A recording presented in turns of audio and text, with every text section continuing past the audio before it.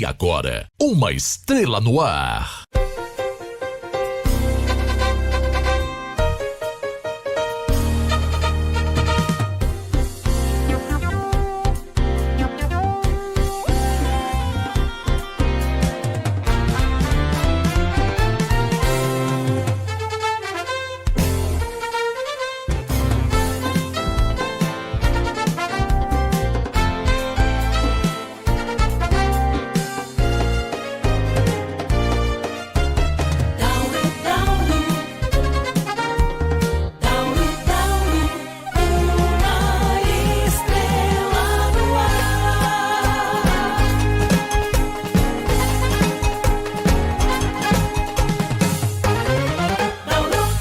Nós estamos aqui na sede da Rádio Vaticana, em Roma, próximo à Praça de São Pedro, a Via da Conciliação e todo esse grande complexo de edifícios que é o centro da Igreja Católica Apostólica Romana no mundo. E ao nosso lado aqui, uma voz que não é estranha para os ouvintes da Rádio CPN, que é a do jornalista Silvanei José Protes, que é a voz do Vaticano, não só para o Brasil, como para vários outros países de língua portuguesa. É ele quem nos traz as notícias do Papa, os acontecimentos. Tivemos uma participação efetiva dele durante o conclave aqui na Rádio CPN, quando ele falou conosco todo o andamento do processo desde os funerais do Papa Francisco até as congregações gerais e depois, então, o processo de votação. Silvanei, bom dia. Eu queria começar essa entrevista lhe agradecendo por ser sempre tão gentil conosco e perguntar a você há quantos anos na Rádio Vaticana e como é que é ser a voz do povo brasileiro, né? Ou a voz para o povo brasileiro. Mauro, uma alegria receber você aqui, receber os nossos amigos que nesse momento estão com a gente. Pois é, eu tenho uma história um pouco longa aqui no Vaticano e eu me sinto uma pessoa privilegiada, primeiro de tudo, porque jamais pensei em vir trabalhar no Vaticano. Eu trabalhei muito tempo na Rádio Aparecida, trabalhei no Rio de Janeiro, trabalhei em Pato Branco, trabalhei em Guarapuava, trabalhei em Angra dos Reis, tenho bons amigos em Angra dos Reis. E depois o meu caminho, cheio de percalços, me trouxe ao Vaticano. 4 de novembro desse ano serão 36 anos. Eu vim por 6 meses, essa era a minha ideia, ficar 6 meses. Era o ano de 1989, em 1990 teríamos a Copa do Mundo aqui na Itália. E eu pensei, fico 6 meses, vou para a Copa, vamos transmitir a Copa, e depois eu volto para o Brasil, volto para a minha realidade. Engano meu. 6 meses, faz 6 meses, a direção da Rádio Vaticano me convidou para mais 6 meses. Eu falei, 6 meses eu fico, eu estava fazendo alguns cursos que eu queria, e esses 6 meses se transformaram em quase 36 anos nesse ano. Quer dizer, você já passou por João Paulo II, Bento XVI, Francisco e agora o Papa Leão. 4 papas. 4 papas, 4 pessoas diferentes. Totalmente o que você diferente. tem que você pode contar pra gente de cada um deles que te marcou? Olha, eu vejo, claro, cada pessoa dentro da própria família. Se você tem irmãos, irmãs, todo mundo diferente, vem na mesma família. Mesmo o sangue que corre nas veias. João Paulo II, eu tive a honra de trabalhar 16 anos com ele, né? Viajei muito, tive a possibilidade de viajar muito com João Paulo II. A última viagem que eu fiz com ele foi a JMJ de Toronto, foi realmente uma grande festa dos jovens. Tivemos recentemente agora o Jubileu dos Jovens, outra grande festa com outro Papa. Nosso querido São João Paulo II, agora, eu creio que uma característica que nos traz o seu legado é o valor da oração, dobrar os joelhos, né? João Paulo II nunca tomava uma decisão ou fazia alguma coisa sem antes rezar, pedir a inspiração, o Espírito Santo junto. Deus que sopra, né, no seu ouvido e no seu coração. Então, ele tinha essa sua necessidade, né, da oração, que nós deveríamos ter no nosso dia a dia, né? Conversa com Deus, conversa com o nosso Pai. A oração nada mais do que é isso, é uma conversa, né? Não precisamos de artifícios ou de frases feitas para conversar com o Pai. Você, quando conversa com seu pai e sua mãe, você não usa frases feitas, você conversa com o coração. E exatamente é isso que João Paulo II nos ensinou, né? Nos abrirmos, né? Não haver paura, como disse, não ter medo, quando disse, então, aos nossos jovens.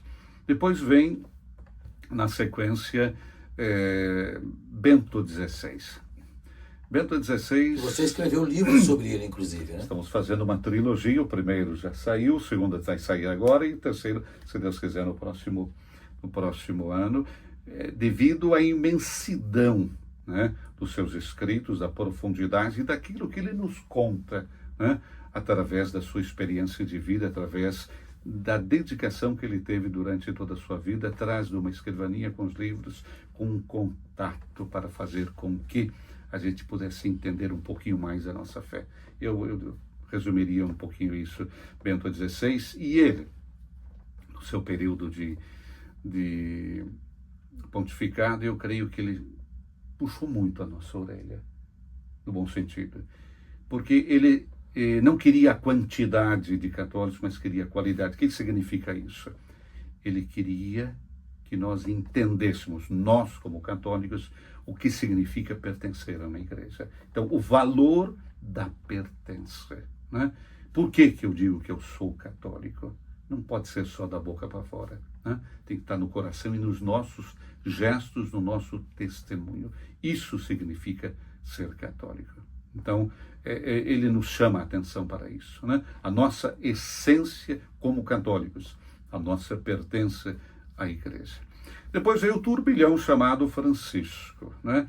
Alguém que vem lá do fim do mundo, alguém que vem com a sua simplicidade, com o seu bonacera, né? Com o seu modo de falar. Buona domenica. Buona domenica, bom pranzo, né? Quer dizer, bom almoço. E eu posso dizer, muita gente na Itália não almoçava sem o augúrio do nosso Papa de bom almoço.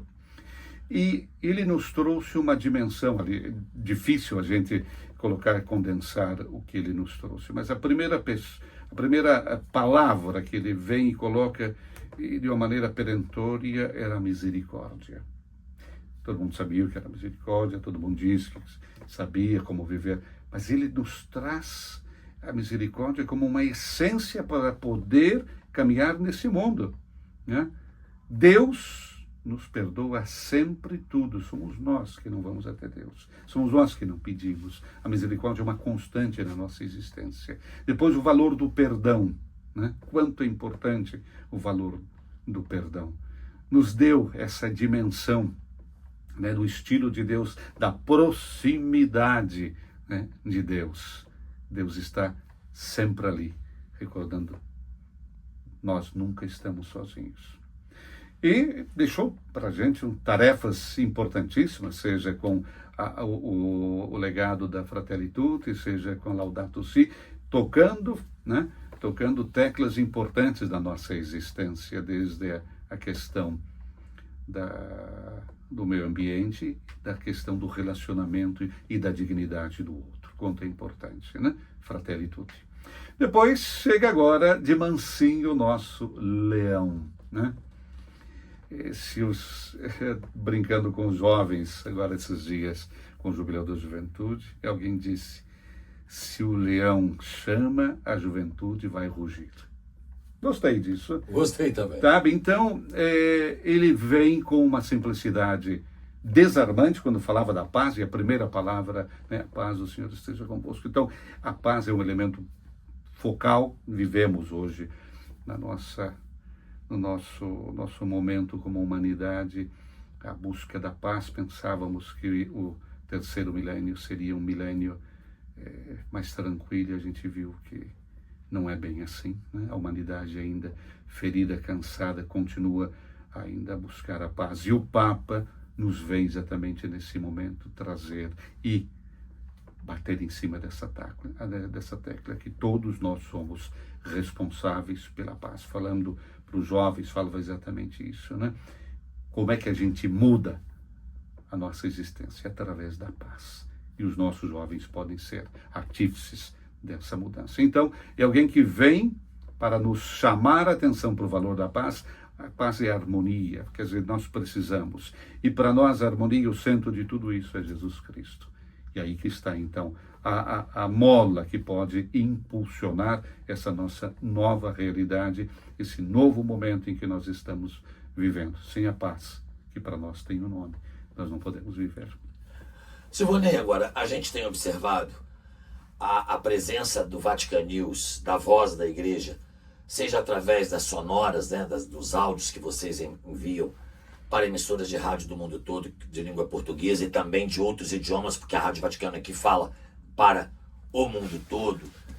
E a gente tem visto, por exemplo, também artigos de bispos. Eu vejo, por exemplo, sempre artigos de bispo, do bispo de Leopoldina, meu querido Dom Edson Oriolo, publicado no Vatican News, de outros bispos, de padres, de leigos católicos, de uma democratização da divulgação da fé católica. O Vatican News atingiu, na sua opinião, que o Vatican News é muito mais que o site, a rádio, tem o CTV, o Observatório Romano. Você acha que atingiu o seu ponto alto? Não, eu acho que a gente está só começando, sabe? Você fala sobre as publicações. Eu recebo todos os dias, vocês não podem imaginar o número de pessoas que nos mandam textos, pessoas que nos pedem para publicar alguma coisa. É claro, eu dedico pelo menos, eu não estou brincando, 1 hora e pouco, lendo tudo isso, porque naturalmente eu jamais publicaria alguma coisa em Vatican News ou deixaria publicar alguma coisa que, primeiro, que não é consone a nossa realidade, a nossa linha editorial, mas também com a doutrina da igreja. Então é isso. E por que às vezes eu publico, você citava dos nossos bispos, o Dauro já teve inclusive aqui textos publicados. É aquilo que interessa à igreja e não à pessoa. É a primeira coisa, né? O que eu vou publicar interessa à igreja, quer dizer, pode ser útil à igreja como um todo e não somente uma comunidade. Se é só para a comunidade, então, dentro lá do boletim da diocese, publica e é para a comunidade. Agora, se tem uma envergadura, se tem uma dimensão que possa ajudar outras realidades também a pensar e a caminhar, seja sempre bem-vindo, absolutamente. Então, a ideia é sempre isso. Nós somos um instrumento da igreja e não de uma igreja, né? É da igreja. Então, nosso pensamento, aquilo que a gente procura fazer todos os dias, é dar uma leitura e uma contribuição, primeiro, pela beleza da ação da igreja em todas as partes do mundo, né? A gente quer trazer isso. A nossa especificidade como instrumento da Santa Sé é o magistério petrino. Nós partimos sempre do Papa.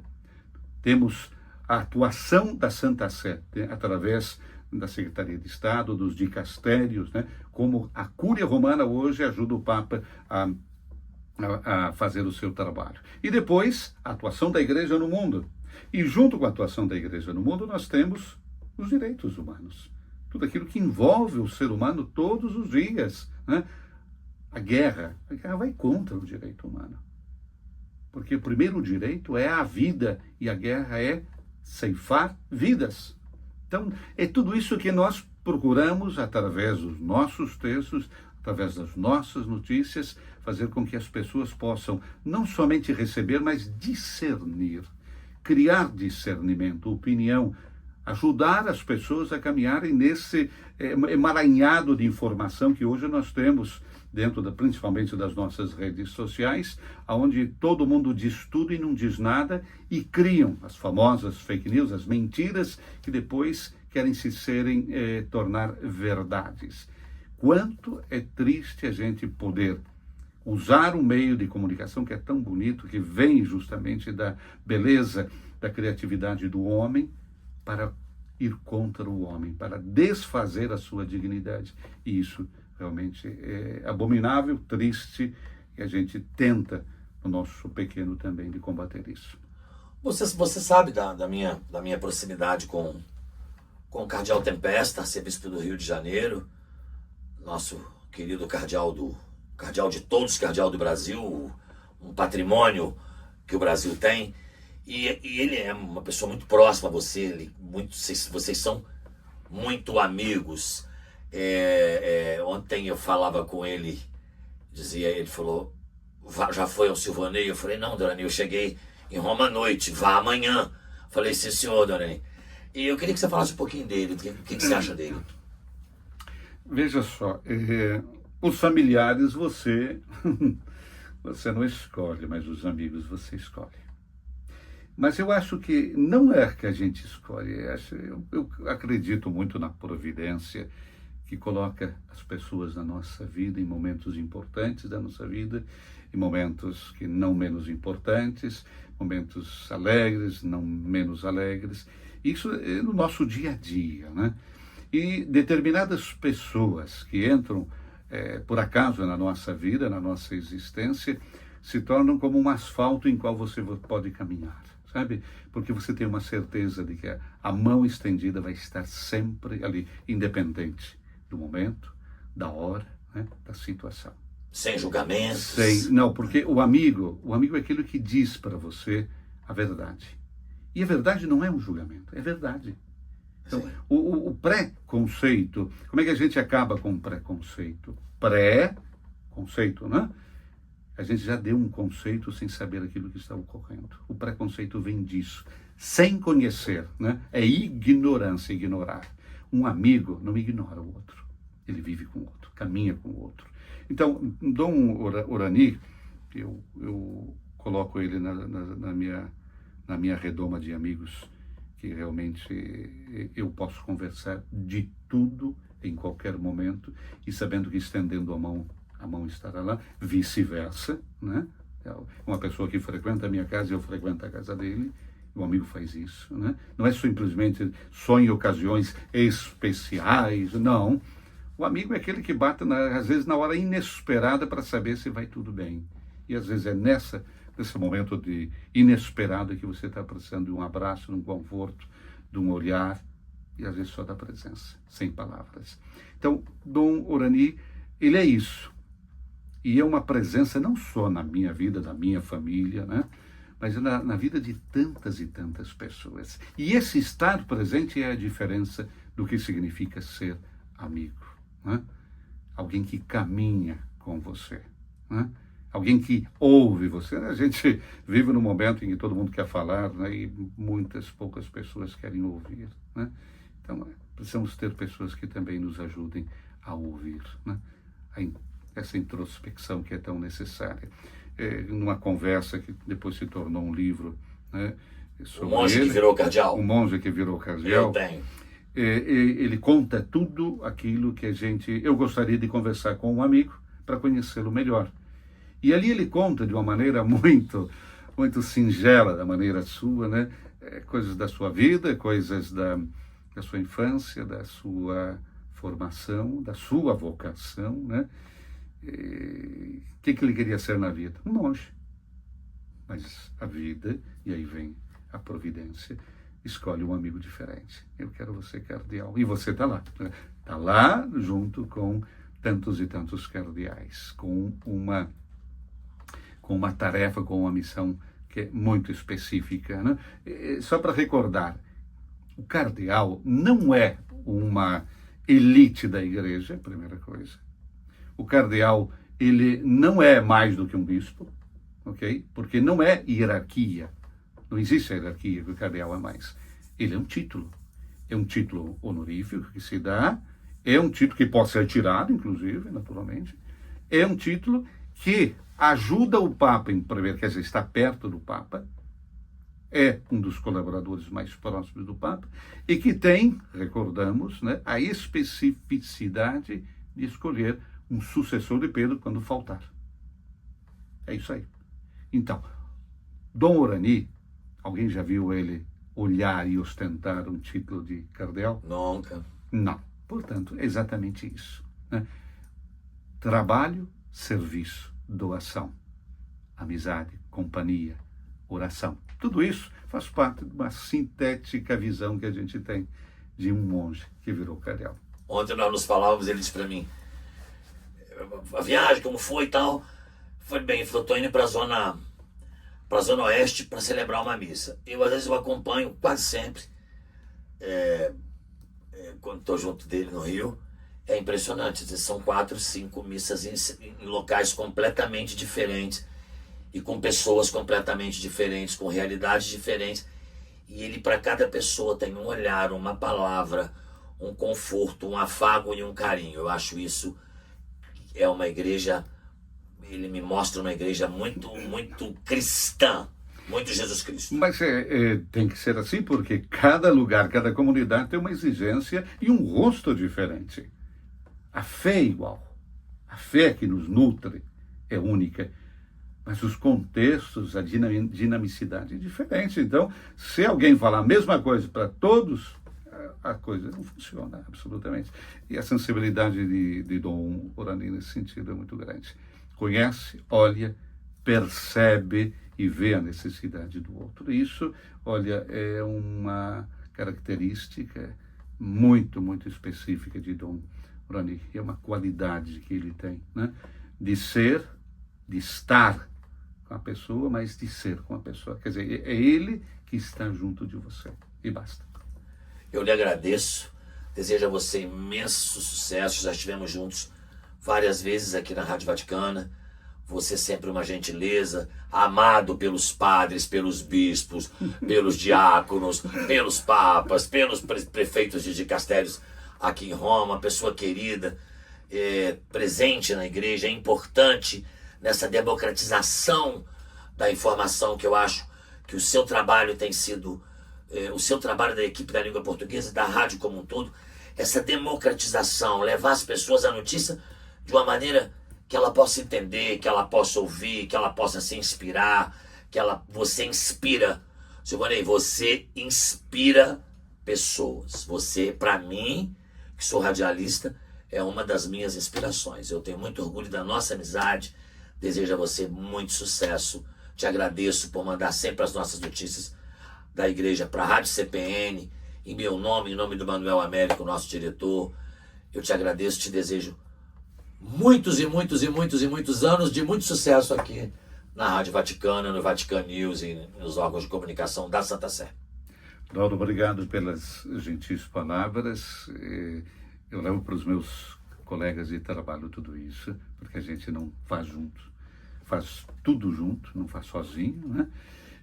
É uma responsabilidade que eu não pedi e que me veio com o tempo, né?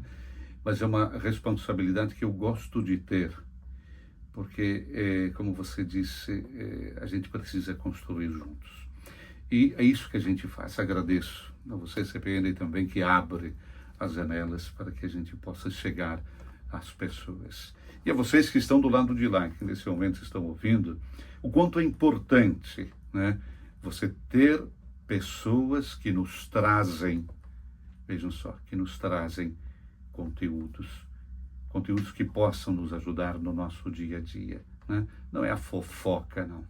Às vezes a piada ajuda para você poder dar uma amenizada no seu dia. Como é bom a gente rir. Papa Francisco, uma das últimas coisas que ele me disse, ele fala assim, olha, não esqueça do teu bom humor. Eu guardo isso com muito carinho, né? Eu tenho uma frase que eu gosto, que digo sempre, porque a alegria é coletiva e o humor é coletivo, né? E a dor é individual. Ninguém vai sentir a tua dor, mas pode sentir o teu sorriso. Muito bem. Obrigado, meu irmão. Obrigado. E agora, uma estrela no ar.